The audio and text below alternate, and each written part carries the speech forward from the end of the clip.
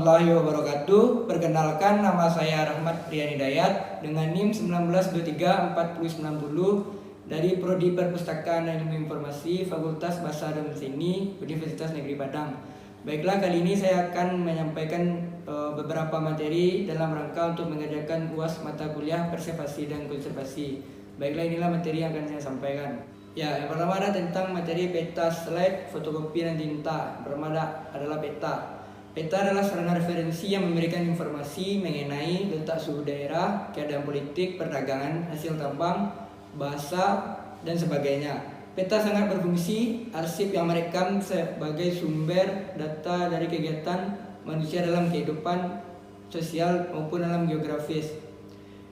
Yang dimaksud dengan peta geografis yaitu menunjukkan rendah daratan atau kedalaman laut, ketinggian gunung, menunjukkan letak suatu tempat pada garis lintang maupun bujur. Penyimpanan yang baik bagi peta ada 3 macam, yaitu bentuk lemari dan rak. Yang kedua adalah bentuk letak rendahnya sesuai dengan lingkungan sehingga mudah dicapai oleh pemakai.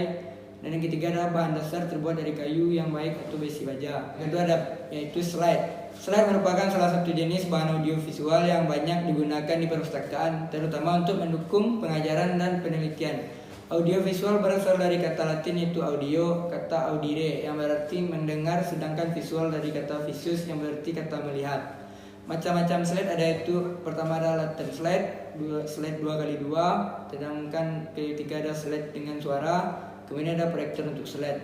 Pemeliharaan slide bisa digunakan. Yang pertama adalah penyimpanan slide perlu dilakukan secara hati-hati. Yang kedua, tempat penyimpanan harus kompak dan tidak menghabiskan ruang yang tersedia.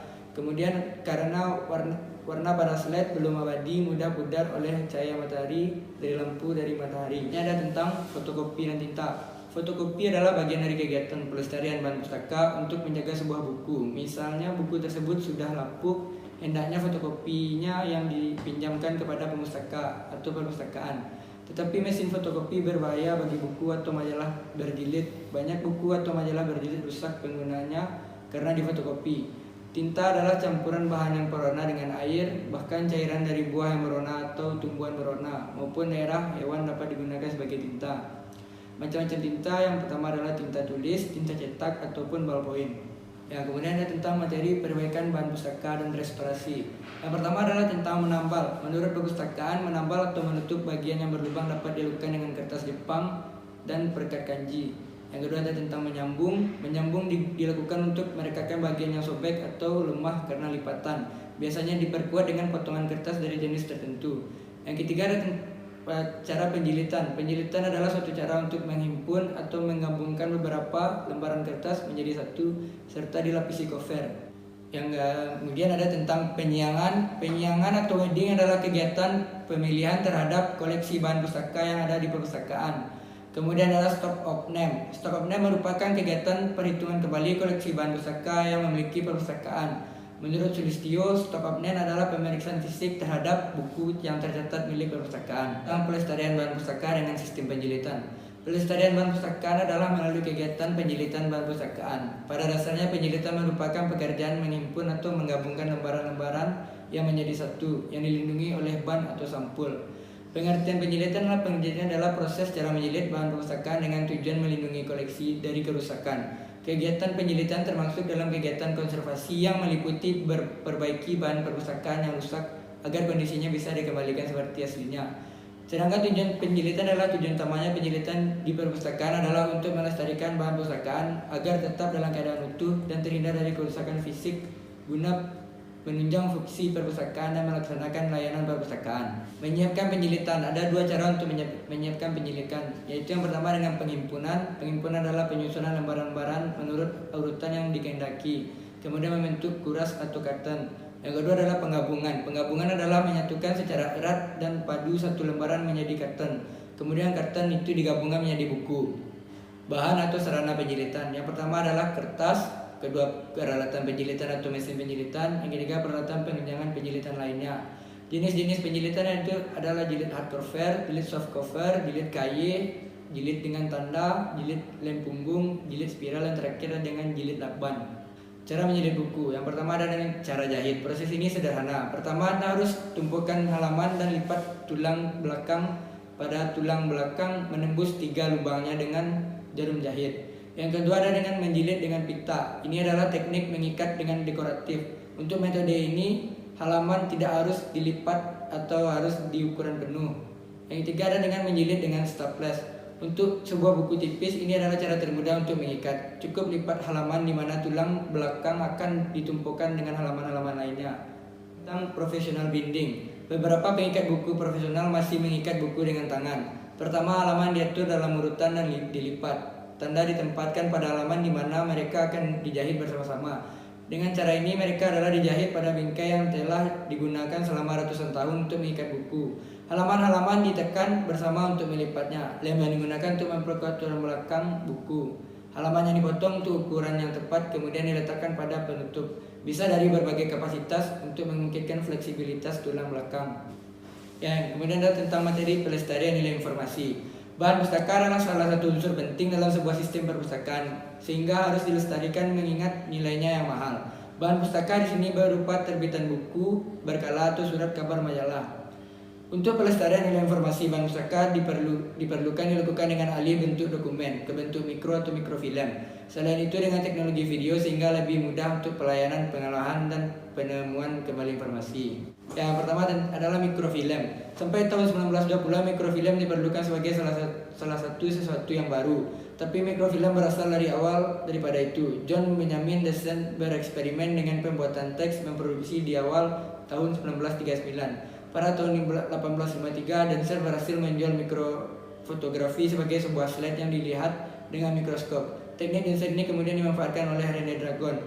Ia yang pertama mematenkan mikrofilm pada tahun 1859. Yang pertama ada A bentuk mikrofilm.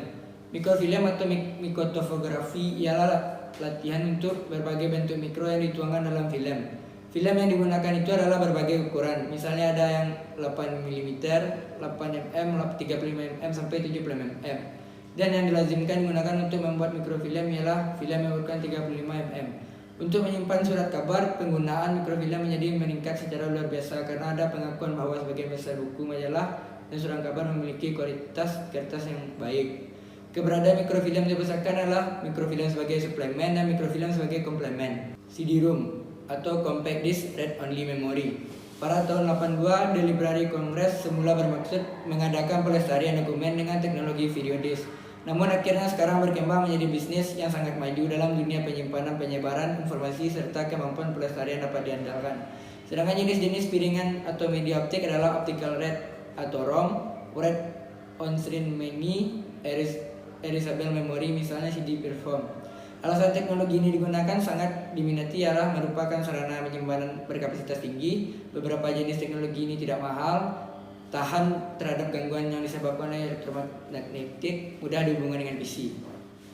Yang kali ini ada tentang materi prosedur alih media. Pengertian alih media itu adalah media merupakan proses pengolahan dokumen dari bentuk fisik menjadi bentuk elektronik untuk kemudian dapat dikelola menggunakan teknologi informasi. Alasan alih media adalah informasi adalah sebuah kunci dari aset dan nilai suatu instansi maupun masyarakat pribadi. Maka itu perlu adanya pengelolaan dengan baik dan benar untuk menjamin ketersediaan informasi. Sedangkan keuntungan alih media adalah meningkatkan bisnis proses menjadi lebih cepat, pemberian informasi yang lebih baik, layanan arsip yang lebih baik karena lokasi arsip dapat lebih cepat diketahui, memudahkan dalam pertukaran informasi antar unit atau organisasi. Kali ini ada prosedur alih media. Tentang A, koleksi buku yang dilengkapi artikel dengan terutama jenis proceeding. Yang B ada tentang majalah atau jurnal adalah bahan pustaka yang terbit waktu yang cukup. Yang C ada teknologi tepat guna. Teknologi yang dimaksudkan kepada teknologi tepat guna berasal dari lipatan atau poster dan sejenisnya. Itu yang kemudian ada standar penamaan file. Penamaan file dimaksudkan untuk memperoleh susunan nama file hasil scan. Kita harus membedakan pengelolaan atau penyimpanan file hasil scan dengan penamaan file yang dihasilkan oleh scan. Perawatan dan penyiapan bahan pustaka. Perawatan bahan pustaka adalah perawatan merupakan cara menjaga agar bahan pustaka tidak cepat mengalami kerusakan atau lebih awet dan digunakan lebih lama. Sedangkan penyiapan bahan pustakaan adalah penyiapan merupakan suatu upaya dalam mengeluarkan koleksi dari susun rak karena tidak diminati atau terlalu banyak eksemplarnya. telah ada edisi terbaru maupun koleksi itu tidak relevan lagi terhadap pemenuhan kebutuhan informasi bahan perpustakaan. Kemudian ada tujuan, fungsi, dan manfaat penyiaran bahan pustaka. Tujuannya adalah menyelamatkan nilai informasi suatu dokumen, menyelamatkan fisik dari suatu dokumen, mengatasi kendala ruangan, mempercepat proses tertentu agar koleksi bisa dimanfaatkan secara maksimal. Yang kedua ada manfaat. Manfaatnya adalah bahan pustaka yang ada dapat terus dikembangkan, mengurangi kepadatan koleksi sehingga ruangan tersedia benda-benda diisi. Yang kemudian ada bahan pustaka hasil penyiangan dapat dimanfaatkan oleh pemustaka. Kemudian ada fungsi. Fungsi adalah untuk menghemat waktu, menghemat tempat, meningkatkan reputasi, mengetahui kebutuhan koleksi, dan mendapatkan masukan konstan. Kemudian ada tentang kriteria penyiangan bahan pustaka. Sebelum pustakawan melakukan kegiatan penyiangan, terlebih dahulu pustakawan sebenarnya mengetahui koleksi yang akan dilakukan penyiangan. Bahwa kriteria penyiangan adalah penyiangan berdasarkan penampilan kondisi, volume berlebihan atau duplikat, penyiangan bahasa, kelas, khusus, dan dari koleksi, usia koleksi dengan usia yang disiangi, karya ilmu untuk majalah dan serial, dan penyiangan pola penggunaan. Yang kemudian ada tentang materi, sarana, dan prosedur penyiangan bahan pustaka. Sedangkan sarana yang digunakan adalah tentang katalog perpustakaan, kartu register daftar buku, sarana yang menunjang dalam pelaksanaan penyimpanan koleksi. Menurut para ahli dalam kegiatan penyiangan di perpustakaan, di dalamnya ada pun prosedur dan penyiangan perpustakaan, yaitu adalah pustakawan mengandalkan pemilihan bahan pustaka, pustakawan mendata calon bahan pustaka, apabila kemungkinan serta dan pemanfaatan buku, pustakawan membuat daftar dari bahan pustaka, buku yang dikeluarkan dari koleksi. Yang kali ini ada tentang kendala dalam penyiaran bahan pustaka.